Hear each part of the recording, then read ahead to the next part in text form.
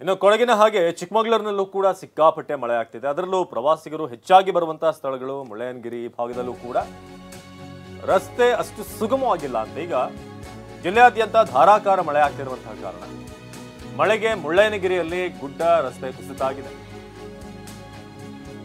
ಮುಳ್ಳಯ್ಯನಗಿರಿ ತಿರುವಿನಲ್ಲಿ ರಸ್ತೆ ಕುಸಿಯುವಂತಹ ಸ್ಥಿತಿ ಇದೆ. ಹಾಗಾಗಿ ಪ್ರವಾಸಿಗರು ಈಗ ವೀಕೆಂಡ್ ಕೂಡ ಮುಂದೆ ಬರ್ತಿರೋದ್ರಿಂದ ಪ್ರವಾಸಿಗರಿಗೆ 22ನೇ ತಾರೀಕಿನವರೆಗೂ ಆಲ್ಮೋಸ್ಟ್ ಬಹಳಷ್ಟು ಕಡೆ ಪ್ರವೇಶ ಇಲ್ಲ. ಇಂದಿನಿಂದ 5 ದಿನಗಳ ಕಾಲ ನಿರ್ಬಂಧ ಇರುವಂತಹ ಚಿಕ್ಕಮಗಳೂರು ಜಿಲ್ಲಾಧಿಕಾರಿಗಳು ಸ್ಥಳೀಯರ ವಾಹನಗಳಿಗೆ ಮಾತ್ರ ಅನುಮತಿ ನೀಡಿ ಆದೇಶವನ್ನು ಹೊರಡಿಸಲಾಗಿದೆ.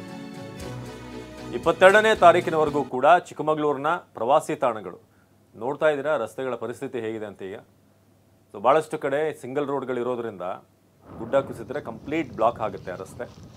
ಸೊ ಆ ಕಾರಣಕ್ಕೆ ಜುಲೈ 22ರ ತನಕ ಯಾವುದೇ ಪ್ರವಾಸಕ್ಕೆ ಅವಕಾಶ ಇಲ್ಲ. ಈ ವೀಕೆಂಡ್ ನಿಮ್ದೇನಾದರೂ ಮುಳ್ಳಯ್ಯನಗಿರಿಗೆ ಹೋಗೋಣ, ಆಯಿತಾ, ಬಾಬಾಬುಡನ್ಗಿರಿ ಆ ಒಂದು ರಸ್ತೆಗಳಿಗೆ ಹೋಗುವಂಥ ಸೀತಾಳಯ್ಯನಗಿರಿ ಈ ಪ್ರವಾಸಿ ತಾಣಗಳಿಗೆ ಹೋಗುವಂಥ ಪ್ಲ್ಯಾನ್ ಇದ್ದರೆ ಅದನ್ನು ಪೋಸ್ಟ್ಪೋನ್ ಮಾಡ್ಕೊಳ್ಳಿ. ಯಾಕಂದರೆ ಮುಂದಿನ 5 ದಿನಗಳ ಕಾಲ ಯಾವುದೇ ಪ್ರವಾಸಿಗರಿಗೆ ಅವಕಾಶ ಇರೋದಿಲ್ಲ.